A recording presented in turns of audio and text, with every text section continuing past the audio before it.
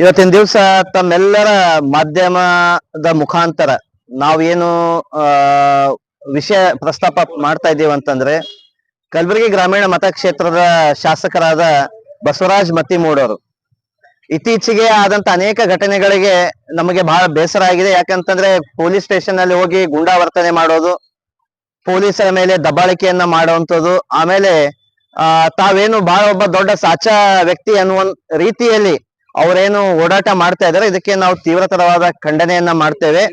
ಈ ವಿಷಯಗಳನ್ನೆಲ್ಲ ನಾವು ಮುಂದಿಟ್ಟುಕೊಂಡು ನಾವೇನು ತಮ್ಮ ಮಾಧ್ಯಮದ ಮೂಲಕ ಹೇಳ್ತಾ ಇದ್ದೀವಿ ಅಂತಂದ್ರೆ ಬಸವರಾಜ್ ಮತ್ತಿಮೂಡ್ ಅವರು 2006ರಲ್ಲಿ ಈಗಾಗಲೇ ತಾವೆಲ್ಲ ಫೋಟೋ ನೋಡಿದ್ರಿ.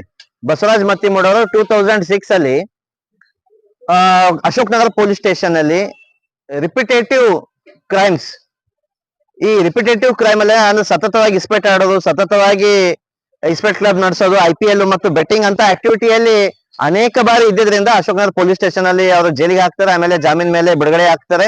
ಈ ಎಲ್ಲಾ ವಿಷಯಗಳು ನಡೀತವೆ. ಮುಂದೆ ನಾವು ಹೇಳುವಂತ ವಿಷಯ ಏನಂತಂದ್ರೆ 2018ರಲ್ಲಿ ಮತ್ತಿಮೂಡ್ ಅವರು 2018ರಲ್ಲಿ ಏನು ತಮ್ಮ ಅಫಿಡವಿಟ್ ಅಸೆಟ್ ಡಿಕ್ಲರೇಷನ್ ಮಾಡಿದ್ದಾರೆ, ಮತ್ತೆ 2023ರಲ್ಲಿ ಏನು ಅಸೆಟ್ ಡಿಕ್ಲರೇಷನ್ ಮಾಡಿದ್ದಾರೆ, ಈ ಎರಡರಲ್ಲಿ ಜಮೀನ್ ಆಸ್ಮಾನ್ ಫರಕ್ ಇದೆ. ಏನಿದೆ ಅಂತಂದ್ರೆ 3 ರಿಂದ 4 ಕೋಟಿ ಇರುವಂತ ಆಸ್ತಿ ಬಸವರಾಜ್ ಮತ್ತಿಮೂಡ್ ಅವ್ರದ್ದು. 3.5 ಲಕ್ಷ IT ರಿಟರ್ನ್ಸ್ ಫೈಲ್ ಮಾಡ್ತಾರೆ, 4 ಲಕ್ಷ IT ರಿಟರ್ನ್ಸ್ ಫೈಲ್ ಮಾಡ್ತಾರೆ.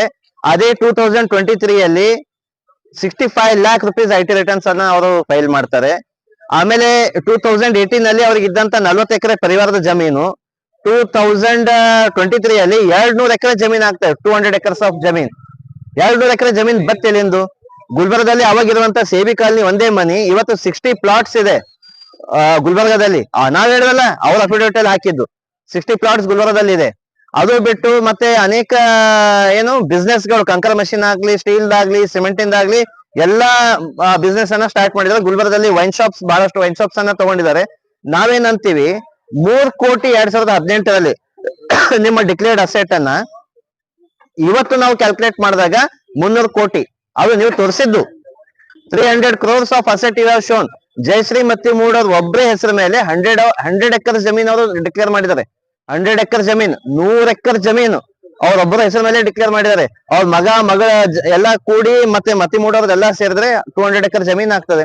ಅವ್ರ ಜೊತೆಗೆ ಇವ್ರು ಏನ್ ಮಾಡ್ತಾರೆ ಅಂದ್ರೆ ನ್ಯಾಷನಲ್ ಹೆರಾಲ್ಡ್ ಕೇಸು ಯಾವ ರೀತಿಯಾಗಿ ರಾಹುಲ್ ಗಾಂಧಿ, ಸೋನಿಯಾ ಗಾಂಧಿ ತಮ್ಮವೇ ಸಾಲ ಕೊಟ್ಕೋತಾ ಇದು ಮಾಡ್ತಾರೆ, ಅದೇ ರೀತಿ ಇಲ್ಲಿ ಕೂಡ ಜಯಶ್ರೀ ಮತ್ತಿಮೂಡ್ ಅವ್ರ ಮಗನಿಗೆ 1.5 ಕೋಟಿ ಲೋನ್ ಕೊಡ್ತಾರೆ, ಮಗಳಿಗೆ ಲೋನ್ ಕೊಡ್ತಾರೆ.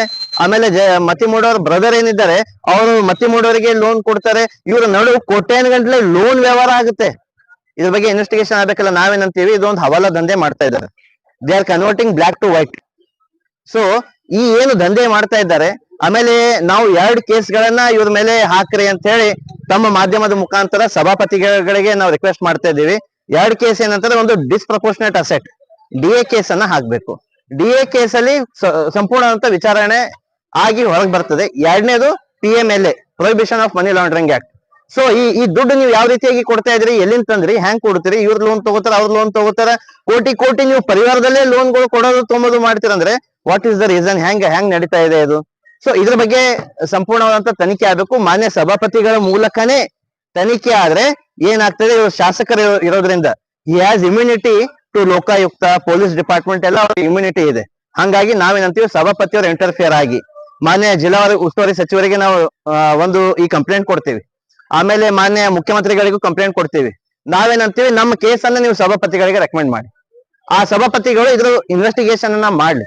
ಇನ್ವೆಸ್ಟಿಗೇಷನ್ ಮಾಡಿದಾಗ ಇವ್ರು IPL ಬೆಟ್ಟಿಂಗ್ ನಡೆಸೋದು ಹೊರಗೆ ಬರ್ತದ, ಇವ್ರದ್ದು ಇಸ್ಪೆಟ್ ಕ್ಲಬ್ ನಡೆಸೋದು ಹೊರಗೆ ಬರ್ತದ. ಏನು ಕರ್ನಾಟಕ ಮತ್ತು ಮಹಾರಾಷ್ಟ್ರದಲ್ಲಿ ಅನೇಕ ಮಸಾಜ್ ಪಾರ್ಲರ್ಗಳು, ಸ್ಪಾಗಳು ನಡೆಸ್ತದ ಅಂತ ಹೇಳಿ ಸುದ್ದಿ ಅದ. ಆ ಸುದ್ದಿ ಕೂಡ ಸತ್ಯಾಸತ್ಯತೆ ಹೊರಗೆ ಬರ್ತದ. ಇಂತ ಅನೇಕ ವಿಷಯಗಳೆಲ್ಲ ಹೊರಗೆ ಬರ್ತಾವ. ಅದಕ್ಕೆ ನಾವೇನಂತೀವಿ detail enquiry should be happen. ಗೋವಾದಲ್ಲಿ ಕೂಡ ಇವ್ರದ್ದು ಕೆಸಿನೋ ಬಿಸ್ನೆಸ್ ಇದೆ ಅಂತ ಹೇಳಿ ನಾವಲ್ಲ, ಕಮಲಾಪುರದಲ್ಲಿ ಜನ ಮಾತಾಡ್ತಾರೆ. ಈ ಕಮಲಾಪುರದಿಂದ ಯುವಕರಿಗೆ ಅವರು ಕ್ರೂಸರ್ ತುಂಬಿಕೊಂಡು ಗೋವಾ ಕೆಸಿನೋ ಅಲ್ಲಿ ನೀವು ಮಸಾಜ್ ಮಾಡಿಸ್ತೀವಿ, ನಿಮಗೆ ಕೆಸಿನೋ ಬೆಟ್ಟಿಂಗ್ ಆಡಿಸ್ತೀವಿ ಅಂತ ಹೇಳಿ ಇಲ್ಲಿಂದ ಜನಗಳ ಕಡೆ ಒಯ್ತಾರೆ ಅಂತ ಹೇಳ್ಕೇನೆ ಇಲ್ಲಿ ಯುವಕರು ಹೇಳ್ತಾರೆ. ಸೊ ಇದು ಕೂಡ ಸತ್ಯಾಸತ್ಯತೆ ಹೊರಗೆ ಬರ್ತದೆ. ಏನೇ ಆದ್ರೂ ಕೂಡ ಇವರ ಪಬ್ಲಿಕ್ ರೆಪ್ರೆಸೆಂಟೇಟಿವ್, ಇವರ್ answerable to the public of Gulbarga ಗ್ರಾಮೀಣ ಮತಕ್ಷೇತ್ರ. ಸೊ ನಾವು ಕೇಳ್ತಾ ಇದ್ದೀವಿ ಇದ್ರ ಸತ್ಯಾಸತ್ಯತೆ ಹೊರಗೆ ಬರಲಿ. ಆಮೇಲೆ ನೀವೇನ್ ಈಗೇನು ಹೋರಾಟಗಳು ಮಾಡ್ತಾ ಇದ್ರಿ, ಪಾಪ ಆತ್ಮಹತ್ಯೆ ಆದಂತ ಕುಟುಂಬಕ್ಕೆ ತಾವು ಸಾಂತ್ವನ ಹೇಳ್ಬೇಕಲ್ಲತ್ತೀರಿ. ಇದೆಲ್ಲ ಏನಿದೆ, ನಿಮ್ಮ ವ್ಯಕ್ತಿತ್ವ ಸರಿಗಿದ್ರೆ ಇವೆಲ್ಲ ಕೆಲಸಗಳು ತಾವು ಮಾಡಿದ್ರೆ ನಿಮ್ಗೊಂದು ಶೋಭೆ ಬರ್ತದೆ. ಇದ್ರ ನಿಮ್ಮ ಮೂಲಕ ನಾವು ಹೇಳ್ತೀವಿ. ಗುಲ್ಬರ್ಗ ಗ್ರಾಮೀಣ ಮತಕ್ಷೇತ್ರದವ್ರು ಆಗಿದ್ರಿಂದ ನಾವೆಲ್ಲ ಇವತ್ತು ನನ್ನ ಜೊತೆ ನಾನು ಡಾಕ್ಟರ್ ರಾಘವೇಂದ್ರ, ನಾನು MLA ಕ್ಯಾಂಡಿಡೇಟ್ ಆಗಿ ಗ್ರಾಮೀಣ ಮತಕ್ಷೇತ್ರ, ನಮ್ಮ ಉದಯ ಹಾಲು ತಾಲೂಕಾ ಅಧ್ಯಕ್ಷರು ಕಲಬುರಗಿ ಗ್ರಾಮೀಣ ಮತಕ್ಷೇತ್ರ, ಜಂಟಿ ಕಾರ್ಯದರ್ಶಿಗಳು ವಿಠಲ್ ಮಾಕ ಅಂತ ಹೇಳಿ, ಯೂತ್ ಅಧ್ಯಕ್ಷರು ಸಾಹೇಬ್ ಗೌಡ್ರ ಎಲ್ಲ ಗುಲ್ಬರ್ಗ ಗ್ರಾಮೀಣ ಮತಕ್ಷೇತ್ರದವರು.